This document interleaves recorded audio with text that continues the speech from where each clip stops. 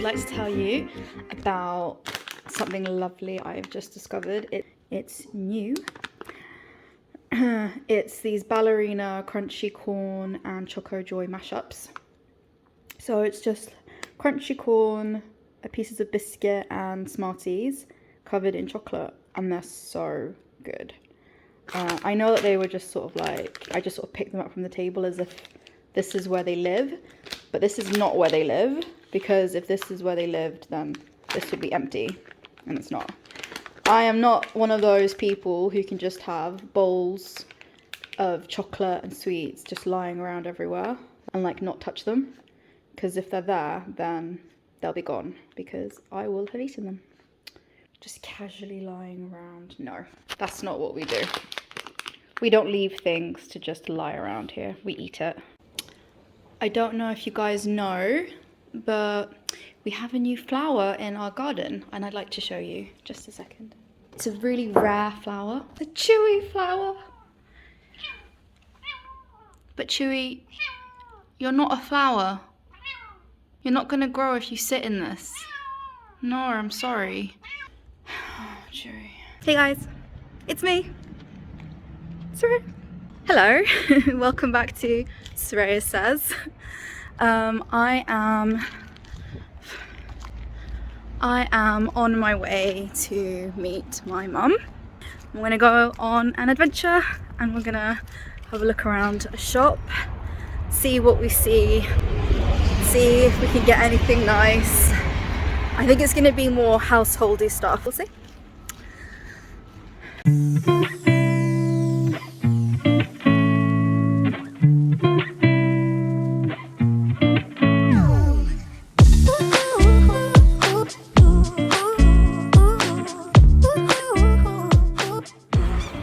A lot of people who are in my way. They need to move. Excuse me. I need that spaghetti spoon with the holes in it that drains the water, and you can like easily pick up spaghetti.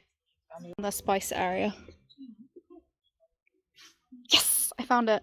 Oh my god, it's really big. I don't think this is what I actually wanted. This is not what I wanted. No.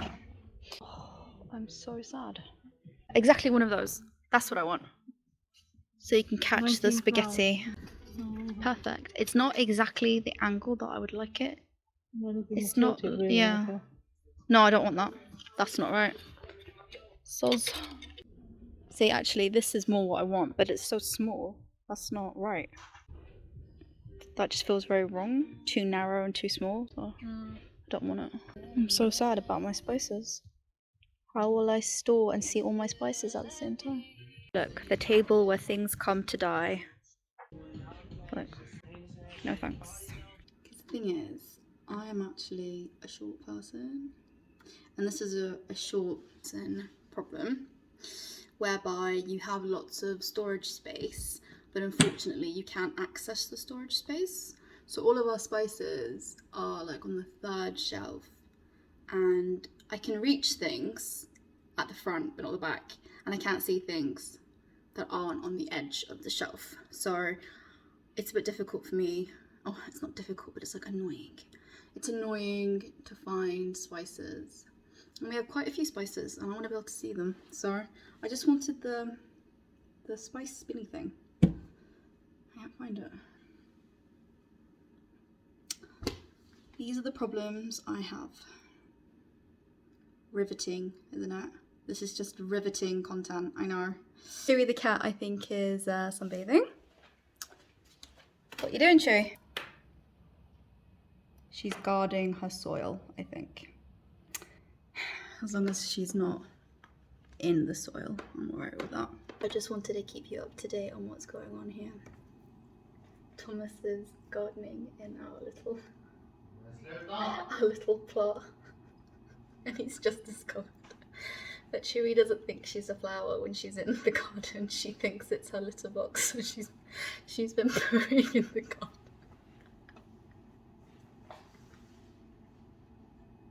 You have to go, you have to go.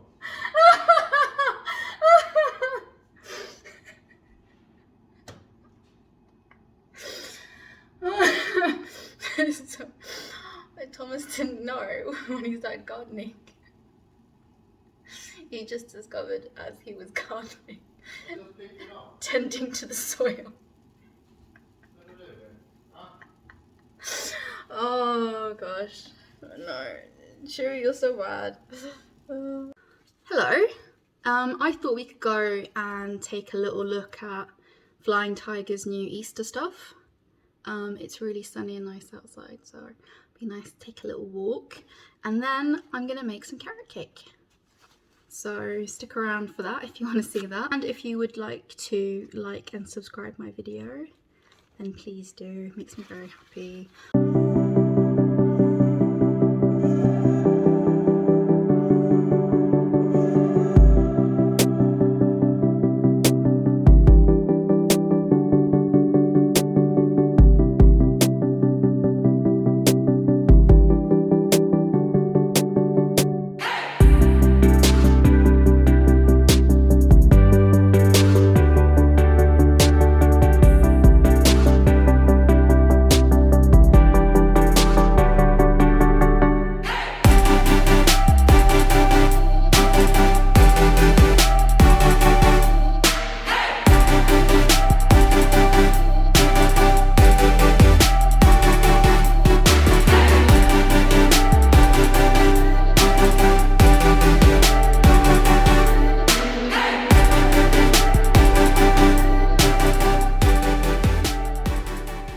So I've put the cake in the oven and I'm just, what do you want to call it? Oh no, I'm monitoring the situation in the oven because I feel like sometimes with cakes, when you make them for the first time, it's a bit difficult to know exactly how many, because every oven is different. This is the thing about baking that's really annoying, is that all ovens are different. So even if you follow a recipe, do everything exactly as they say, put the right temperature on for the right amount of minutes, and like you might end up with an underbaked cake or a completely burnt cake. Like, so if you make a cake for the first time in your oven, the whole situation is a bit sensitive, and you need to monitor the cake.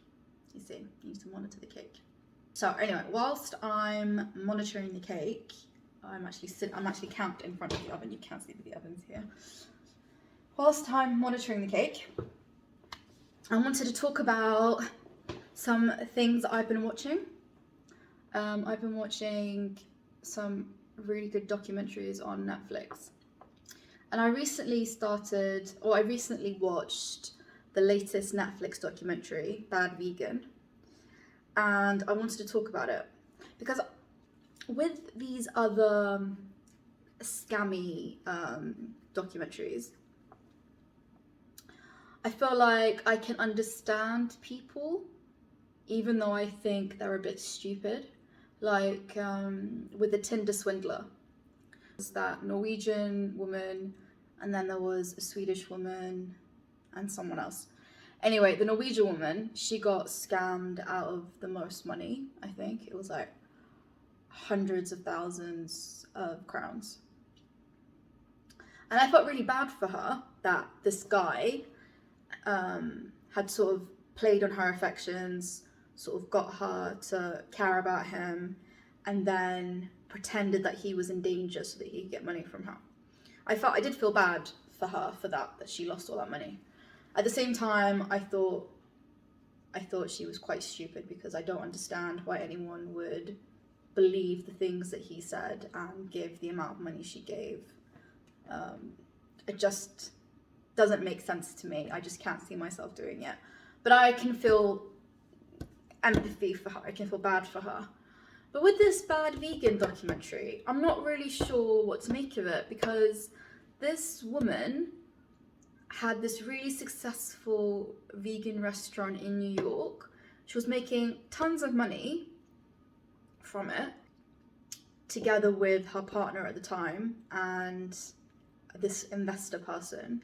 And then she ends up like funneling hundreds of thousands of dollars over a period of a few years, which ended up being millions of dollars, to this random guy who she married, who claimed that he was some sort of secret agent type thing.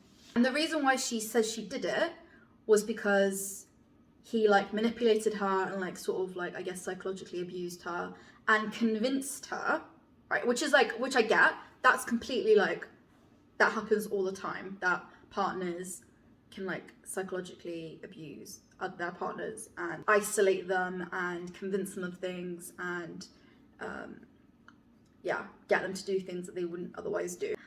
This person believed that her husband was going to make her dog immortal and make her some sort of queen of the universe, be able to make her dog immortal so that she could live with her dog forever, and give her all the powers of the universe and all the riches of the universe, and she would never want for anything again. And that she had to go through these series of tests to prove herself to them. I'm not even sure, they never even explained who they were, but they were watching all the time, and she had to be tested, and these tests consisted of taking different trips to Europe by herself, living in different hotels. I'm sorry? What? You're trying to tell me? And she ended up going to, I think she ended up going to prison because she had to keep getting more and more money from investors, but the money wasn't going to her, wasn't actually going to her company, to the restaurant. It was going to her bank account and then to her husband's bank account, and then he was gambling it away or whatever, doing what he wanted to do with it. So I mean, that's like wire fraud and lots of other stuff. So she did go to, I think she went to prison, but she sat there in front of the camera on Netflix and tried to convince us that it wasn't really her fault because he told her that if she listened to him, she and her dog would be immortal rulers of the world. I'm sorry that this happened to her, but at the same time, I have a hard time feeling sorry for her. Either you're just not right in the head, or you're lying, and you were actually in on this whole defrauding like these investors, and it just sort of like spiraled out of control. Feel bad. Ooh, that's not ready. Yeah, anyway, so Bad Vegan. I mean, it was interesting, but also a bit tiresome to watch because she doesn't really explain why she believed the stuff that he was telling her. It didn't make sense to me.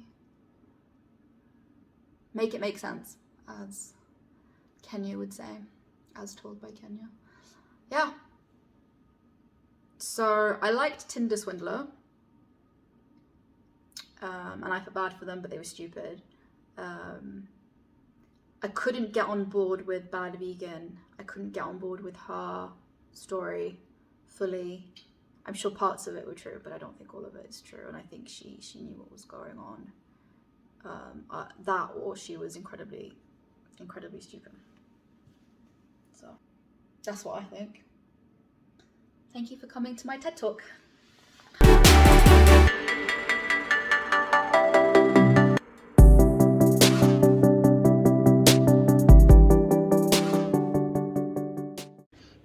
The ratio of cake to icing needs to be about 1:1. No, it's not. It's about 2:1. Okay, it's finished. Let's have a look.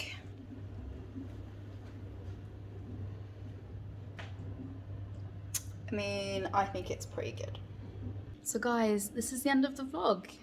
Thank you so much for watching. Please like and subscribe if you would like to, and I'll see you next time. Bye.